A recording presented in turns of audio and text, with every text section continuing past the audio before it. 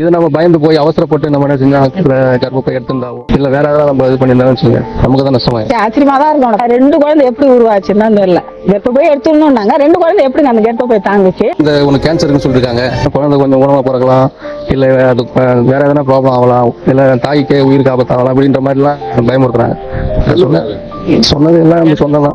கர்ப்பப்பையில cancer இல்லைன்ற prove பண்றதுக்காக தான் அந்த குழந்தைய கொடுத்தான். அந்த பையனை பார்க்க பார்த்தோம் மருந்து மாத்திரை எல்லாம் பிறந்த மாதிரி தான். அதே எனக்கு ரொம்ப சந்தோஷமா இருக்கும். கர்ப்பப்பை எடுத்துன்னு தான் சொன்னாங்க. ஆனா ஒவ்வொரு குழந்தையும் 1 கிலோ 1.5 குழந்தை 1.5 கிலோ தான் இருக்கும் குழந்தை அப்படின்னு வேற சொன்னாங்க. இந்த சின்ன சின்ன குழந்தையா தான் பிறக்கும்னு நினைச்சோம். இந்த குழந்தைகளை பார்த்து எங்களுக்கே அதிர்ச்சி, இவ்வளவு பெரிய குழந்தை எப்படி உருவாச்சு. அதுக்கு முன்ன இருந்த அந்த பயம் இப்ப இல்ல, நிம்மதியா இருக்கும், சந்தோஷமா இருக்கும். 2வது குழந்தை பிறக்கலமா, வலி வரல, நாங்க சிசரியன் பண்றோம்னா அது எங்க மருமகளே என்ன சொல்லிடுச்சு, வேணாம் எனக்கு நார்மலா ஆகட்டும். 11வது மாசம் உங்ககிட்ட காமிச்சு 11வது மாசம் குழந்தை நின்றுச்சு.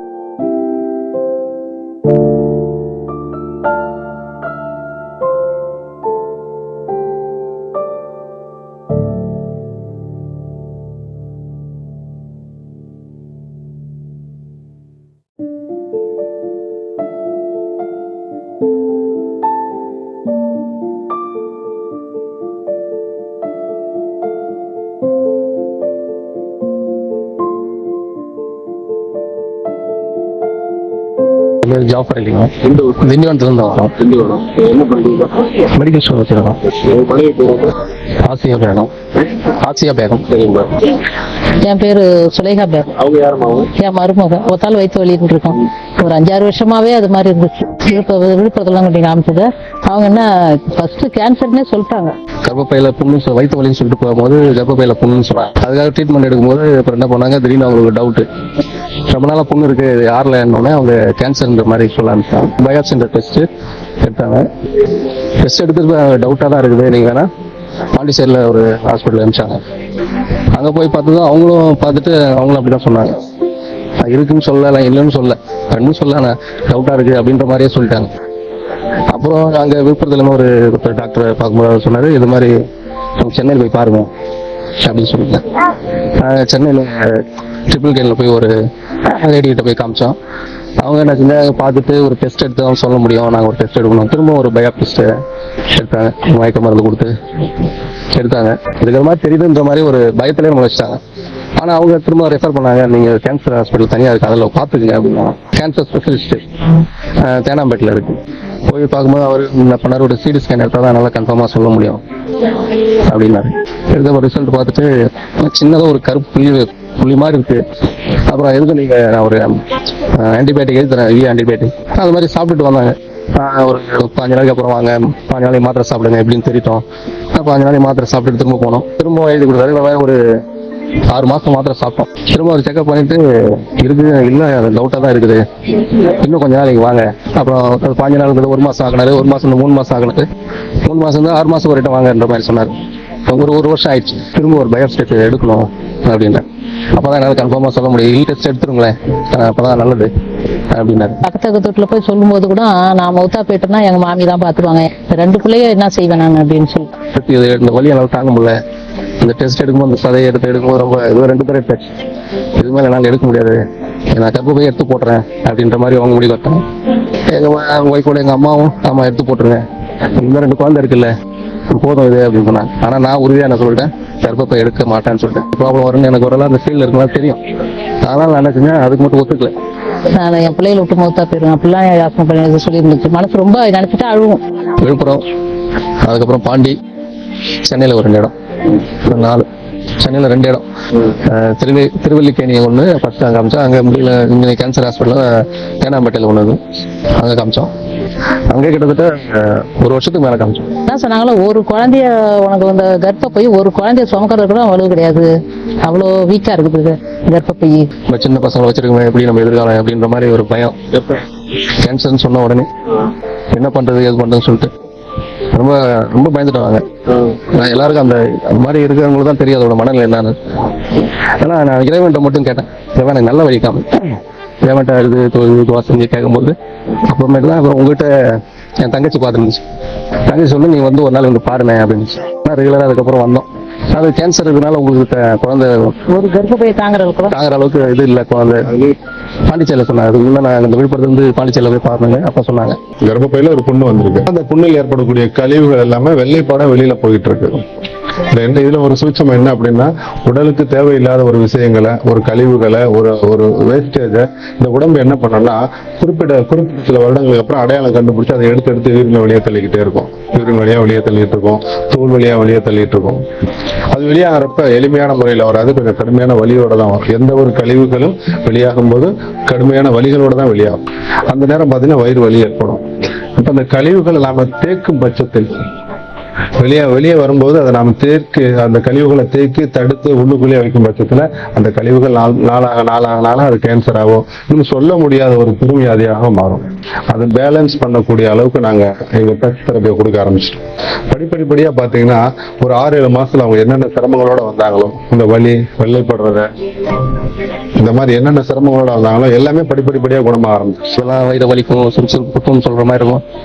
அது மாதிரி ப்ராப்ளம் இல்லை. உங்ககிட்ட வந்த பிறகு பண்ணும்போது கரெக்டாக அந்த வயிறு வலி இந்த மாதிரி இல்லை, இந்த மாதிரி ப்ராப்ளம்லாம் அவங்களுக்கு இல்லை. வயிற்று வலிலாம் இல்லை, நார்மல் கொஞ்சம் ஆயிடுச்சு. வீட்டுக்காரரும் சேர்ந்து வராங்க. சார் இப்போ எங்க மனைவி வந்து கன்சீவா இருக்காங்க, குழந்தை இருக்குன்னு சொல்றாங்க, என்ன செய்யலாம் அப்படின்ட்டு விசாரிக்கிறது இறைவனுடைய பெரிய கிருபை.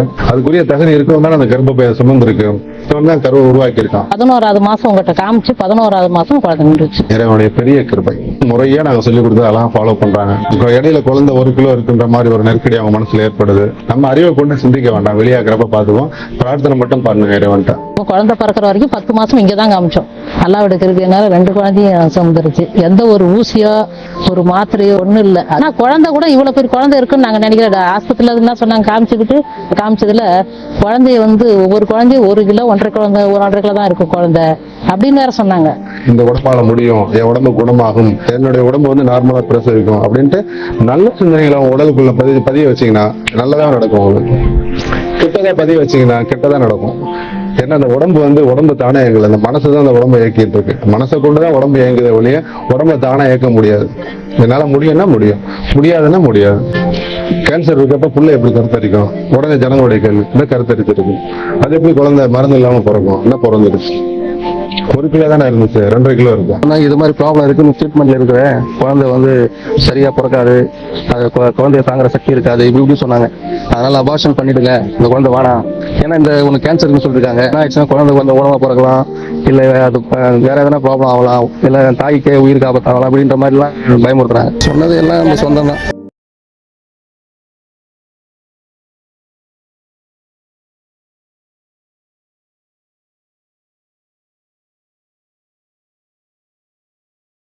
மனிதர்கள் சொல்லக்கூடிய அந்த குழப்பமான அறிவு, குழப்பமான எண்ணங்கள் இதை நீக்கிடுங்க. நிச்சயமா நமக்கு நல்லது நடக்கும் மட்டும் நம்புங்க. அது கூட அன்னைக்கு எங்க போகணும் போல, செக்கப்புக்கு போலான்னு போனாங்க. அந்த சமயத்துல பிபி அதிகமா இருக்குன்னு பெட்ல சேர்த்துக்கிட்டாங்க. ஆமா, போயிட்டு குழந்தையெல்லாம் சீக்கிரம் பிறந்துட்டான். நல்லபடியா வலி வந்து சீக்கிரம் நாங்க எதிர்பார்க்கல, நார்மல் பிரசவம் ஆயிடுச்சு. 2வது குழந்தை வந்து பிறக்கலமா, வலி வரல, நாங்க சிசரியன் பண்றோம்னா அது எங்க மருமகளை என்ன சொல்லிடுச்சு, வேணாம் எனக்கு நார்மலா ஆகட்டும் அப்படின்னா கையெழுத்து போடுங்க. ஆனா சிசரியன் பண்ணாலும் குழந்தைக்கு கேரண்டி சொல்ல மாட்டோம்.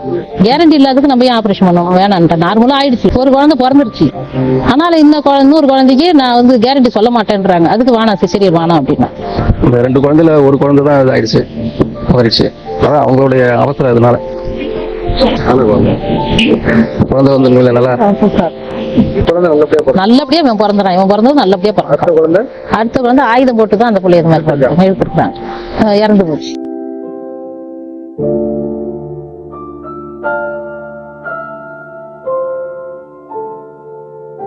எதிர்பார்க்கவே இல்லை. நாங்க சின்ன குழந்தையா தான் பிறக்கும்னு நினைச்சோம். இந்த குழந்தைகளை பார்த்து எங்களுக்கே அதிர்ச்சி. இவ்வளவு பெரிய குழந்தை எப்படி உருவாச்சு? கூட வர்றாங்க ஒருத்தவங்க முதலியார் வீடு, அந்த குழந்தைய நான் பெட்ல சேர்த்துட்டுன்னு சொன்னோடனே உடனே பறந்து வந்துட்டாங்க. வந்து பார்த்துட்டு ஒரு மாத்திரை இல்லாத, மருந்து இல்லாத இவ்வளவு பெரிய குழந்தையா இருக்குது. தமிழரசி ஒரு 20 வருஷமா பழக்கம். அப்புறம் அது கேன்சரா மாறிடும். அப்புறம் உங்ககிட்ட வந்தாங்க. உங்களுக்கு அந்த பையனை பார்க்க பார்த்தோம், மருந்து மாத்திரை எல்லாம் பிறந்த மாதிரி தான். அதே எனக்கு ரொம்ப சந்தோஷமா இருக்கும். அதை எப்படி ஆச்சுன்னு தெரியல, எப்படி சரியாயிடுச்சு. எப்ப போய் எடுத்துன்னு சொன்னாங்க. ஆனா பயந்து போய் அவசரப்பட்டு நம்ம என்ன செஞ்சோம், கர்ப்பப்பை எடுத்துருந்தாவோ இல்ல வேற ஏதாவது நம்ம இது பண்ணியிருந்தாலும் நமக்கு தான் நஷ்டமாயிரும். இந்த அளவுக்கு குழந்தை வந்து இவ்வளவு ஆரோக்கியமா பிறக்கும்னு நான் நினைக்கவே இல்லை. நம்பிக்கை வச்சு ஃபர்ஸ்ட் தவறான வழிகாட்டுதல்லாம் நம்ம ஒண்ணு செய்யணும். அதை நம்ம மைண்ட்ல கொண்டு போக, நம்ம எது சரி அதை மட்டும் நம்ம பார்க்கணும். எது சரின்றது தான் நம்ம இறைவனை நம்மளுக்கு பகுத்தறிவு அறிவு கொடுத்துருக்கு. சொன்னாங்க கர்ப்பப்பையில கேன்சர் இருக்கு, அதை மட்டும் எடுத்து விட்டீங்கன்னு சொன்னா அதோட போயிடும், இல்லைன்னா அது உடம்பெல்லாம் பறிவிடும், உயிருக்கு ஆபத்தாயிடும் அப்படி இப்படின்னு பயமுறுத்துறாங்க. மற்றவங்க எல்லாம் சொன்னாங்க சொந்த பந்தம்லாம் அந்த கர்ப்பப்பை எடுத்துட்டுனா அதோட முடிஞ்சிடும்.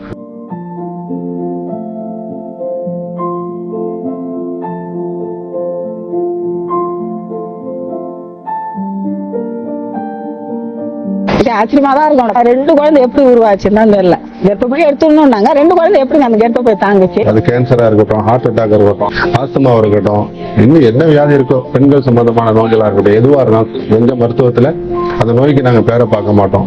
கழிவுகளின் தேக்கம் நோய். அந்த கழிவுகளை வெளியாக்கும் பட்சத்துல உடம்பு சுத்தமாயிடும், அவ்வளவுதான். அல்லா தஆலா வந்து செஞ்சா இது இல்லைன்றது ப்ரூவ் பண்றதுக்கு, இந்த மாதிரி கர்ப்பப்பையில கேன்சர் இல்லைன்ற ப்ரூவ் பண்றதுக்காக தான் அந்த குழந்தைய கொடுத்தான். அது இல்லை அந்த மருத்துவத்தோட இல்லைன்றதுக்கு ப்ரூவ் பண்றதுக்காக தான் அந்த குழந்தை கொடுத்தா. நான் இன்ன வரைக்கும் மட்டும் தான் நினைச்சிட்டு இருக்கேன். 1க்கு 2 கொடுத்துருக்கோம். அது நம்மளுடைய சாதுரியம் இல்லாத காரணத்தால ஒரு குழந்தை நம்ம ஏற்க வேண்டியதா போச்சு. ஸோ நேரத்தில் நம்ம கொஞ்சம் அந்த இடத்துல பதட்டப்பட்டோம். எல்லாருடைய திருப்பி வச்சிருக்காங்க. திண்டிவனம் நாங்கள் காமிங்க.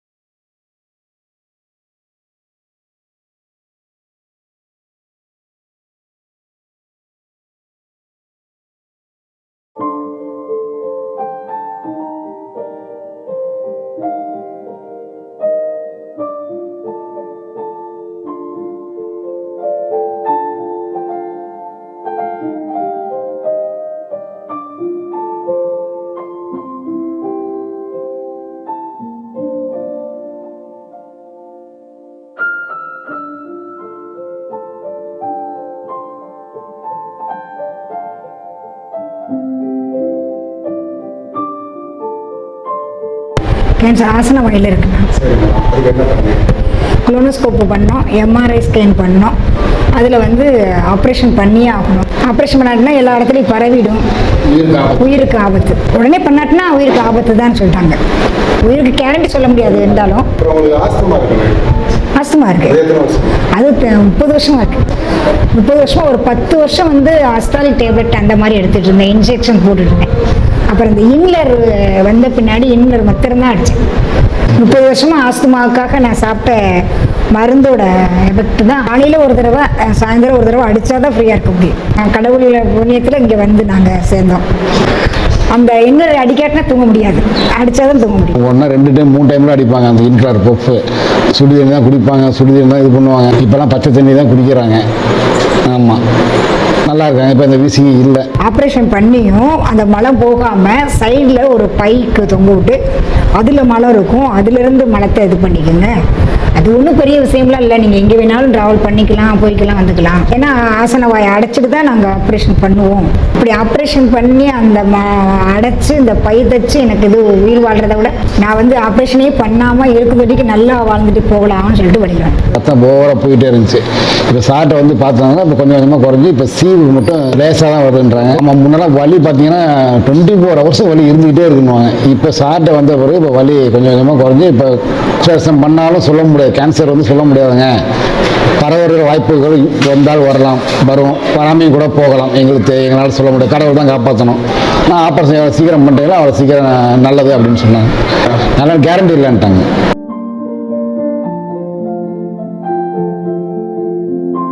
அன்னைக்கு அவங்களுக்கு பக்ரீத், அதனால அவங்க பிரியாணி கொடுத்தாங்க, நான் சாப்பிட்டேன்.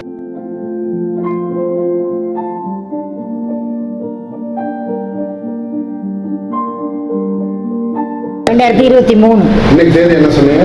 இன்னைக்கு வந்து 17/6/2024. எத்தனை மாசம் ஆச்சு? 1 வருஷம் 1 மாசம் ஆச்சு. 1 வருஷம் 1 மாசம். 1 மாசம் ஆச்சு. தொடுவலி மருத்துவம் பார்த்துருக்கீங்க? ஆமா, 1 இயர் 1 1 இயர் வருஷமா ஏதாவது மருந்து மாத்திரை? எதுவுமே இல்லை, எடுத்துக்கவே இல்லை, எதுவுமே எடுத்துக்கல. மாதம் ஆப்ரேஷன் பண்ணணும்னு பண்ணாங்க. சொன்னாங்க. பணம் ரெடி பண்ண 6 லட்சம் ஆகும்னா பணம் ரெடி பண்ண வரட்டு வந்துட்டோம், அவ்வளோதான். ஜெயலட்சுமி. ஜெயலட்சுமி. ஆமா, எந்த ஊர் பண்ணீங்க? திருச்சி தாங்க சார். திருச்சி. இப்ப கடவுள் நம்மள நல்லா வச்சிருக்காரு. ஆமா, எவ்வளவு நாளா வச்சிருக்காரு?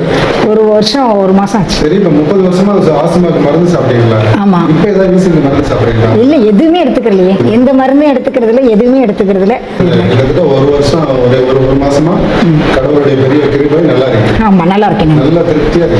ஆமா, நல்லா இருக்கேன் சார். வெளியே காட்டலாமா? கண்டிப்பா காமிக்கலாம், கண்டிப்பா கண்டிப்பா காமிக்கலாம் சார். காமிக்கணும். இதை காமிச்சோன்னா மக்கள், எத்தனையோ மக்கள் இதை பார்த்துட்டு அவங்க அது மாதிரி ஒரு நல்ல நிலைமைக்கு வரணுன்றதுக்காக தான். காசுக்கு காசு எல்லாம் கேரண்டியும் கிடையாது. நம்ம இது வந்து அப்படி கிடையாது. நம்மளுக்கு இவ்வளவுதான் வாழணும்னு நினைச்சா இதுலயே வாழ்ந்து இதுலயே இது பண்ணி போய்க்கலாம். நல்லா இருக்கீங்க? நல்லா இருக்கேன் 1 சார். வருஷமா நல்லா இருக்கேன். நல்லா வெளியே இருக்கேன், காட்டலாம். கண்டிப்பா காமிக்கலாம்.